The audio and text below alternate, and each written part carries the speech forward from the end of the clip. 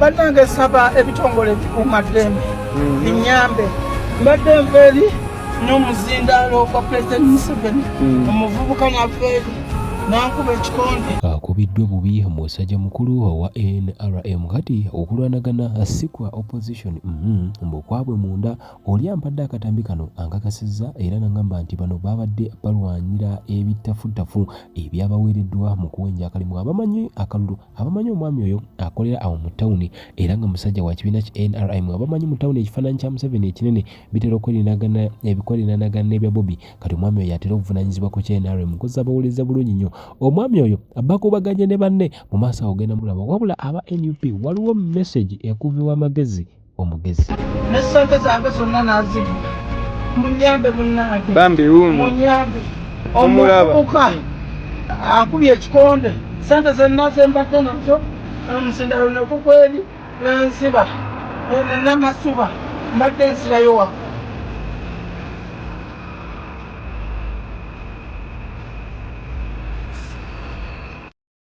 Kalonde genda waka toka kuuma alina okukuuma akalulu yani ye byabakama yalina okulangirira kasakanya kutanda n'obeerawo mbu n'okakuuma gwojja okulaba basement kati abannayuganda njagala okubategeeza bano abasajja baagala tukola akakodyo kaakano abasajja bano baagala His Excellency Kyagulanyi nga amaze okulonda bamukwate kati tuve ku ekyo tuve ku kalulu tutandike kubanja Free Bobby Wine Free His Excellency Kyagulanyi Robert Ssentamu njagala kibabuulire tewagenda kubawo omuntu n'omu agenda gamba Free Bobby Wine njagala mumanye mu kubanja akalulu His Excellency Kyagulanyi ajjirako tubanja kalulu kaanika His Excellency Robert Kyagulanyi Ssentamu baagala badaivatinge ensi eziri eweeru babuuze kiki nti babanja Bobby Wine abadde ki nti bamukutte bamukwatidde ki bali baweeyo lipooti nti bamuwangudde naye abantu tebagala kukkiriza nti bakoze batya bamuwangudde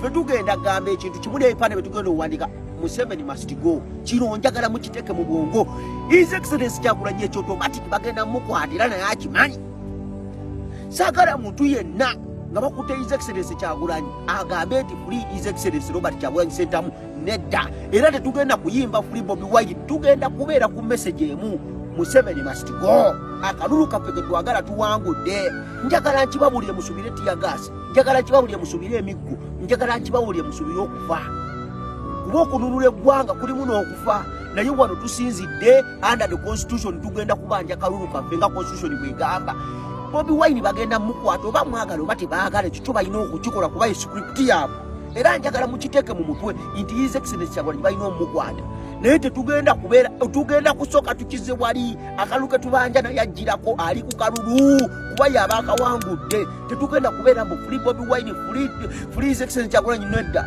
tugenda gamba Museveni must go era kino njagala buli munnayuganda akiteeke mu mutwe tetugenda kugamba Free Bobby Wine kuba bagenda mukwata message yaffe egenda kubeera emu Museveni must go banaye njagala mbabuulire message egenda kubeera emu kubanja kalulu tetugenda kubanja His Excellency Robert Kyagulanyi Ssentamu kuba bagenda kikozesa kasooso bamukwate bamusibe tugambe Free nedda akalulu ke tubanja naye ajjirako era njagala nkibabuulira bannayuganda akalulu ke tubanja naye ajjirako bano abasajja bagala tukubisa takitikeyo batandika okutta abantu batandika okusiba abantu batandika okukwata abantu nga bagamba tulwajanira kuta Bobby Wine nedda tugenda kuba kubanja kalulu kuba akalulu kagenda muleeta ng'aliko topo bwati batulwanira obuwanguzi bwaffe bigambo bya omuvubuka oyo ayitibwa Magezi ate nga yeesimbyewo mu bitundu bya Wakiso ndowooza constituency eyirimu omuwada ndowooza ya Kyaddondo East yessebo kakati Katikkiro wa Buganda alina ensonga gy'ayogedde enkulu nnyo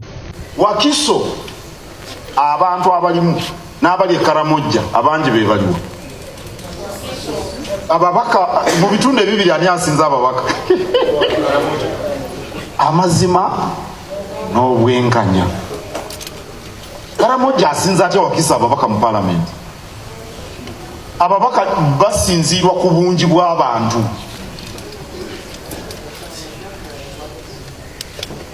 nagendako simanyi oba mwe mutambuddeko Karamojja eyo tambudde ate nentambulira ku ttaka okuva emmoroto okutuuka ekidepo mayiro 15 za ttaka musaana mwe bannabyabufuzi ne mutambulako ne mulaba oyinza okuvuga mayiro 10 olina muntu yenna n'omugu olabye ababaka bayitirivu amazima n'obwenkanya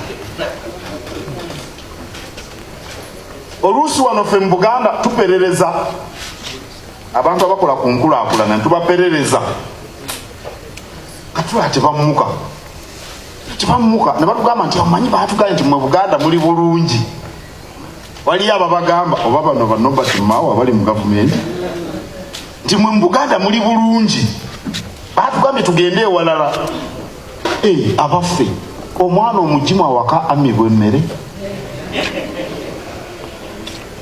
Buganda eyinza okusingako Karamojja naye ekyetaaga okuliikirizibwa omwana omugimu awaka tebamusiibya njala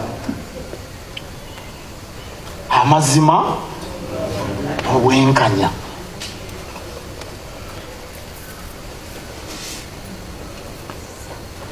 kubanga ne mu Buganda mukimanya abatalina mazzi wenkya ya leero mbadde n'aba Usanet babayita batya Wasnet bakola ku by'amazzi bwemukimanyi nti mu Kampala abantu bangi tebalina mazzi mu Kampala wano abantu bangi tebalina mazzi abagalina si mayonjo baana bameka batasobola kusoma nawo no mu Buganda ewamwe gye babazaala ennyumba zirina amasanyalaze n'olwekyo Buganda naye ekyalina ebyetaago tikitegeeza weetaagawo okutunulanga nti Karamojja tugiteekako amaanyi kubanga yo ekyalina bingiko bye yeetaaga naye ne Buganda ekyabirina era kye mbamulaba nga nziriŋŋana omubala gwa DP amazima n'obwenkanya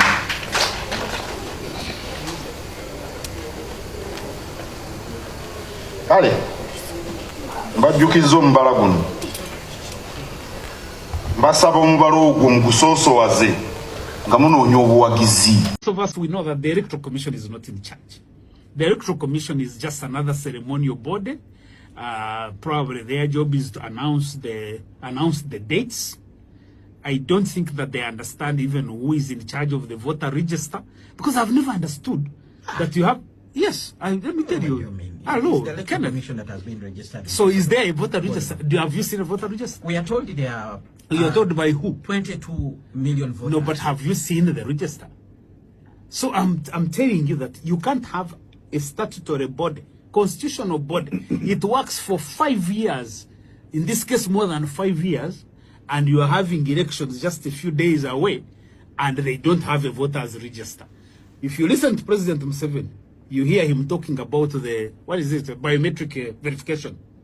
I actually think President Museveni and his group, they have their own voters register where they have that, where they're going to apply the biometric verification, because Byabakama does not talk about it. It's nobody Museveni who says we are going to use the biometric verification. And if you don't pay attention to those kinds of contradictions, then you will deceive yourself that the Electoral Commission is in charge of these elections, which I think they don't. Who is in charge? Probably State House.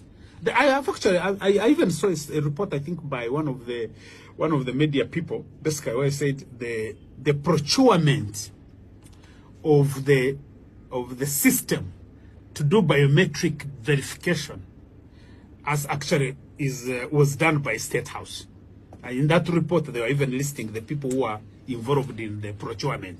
Now, if you have an electoral commission, why would the State House be, or even people close to State House? Because it may not even be State House as an institution of state.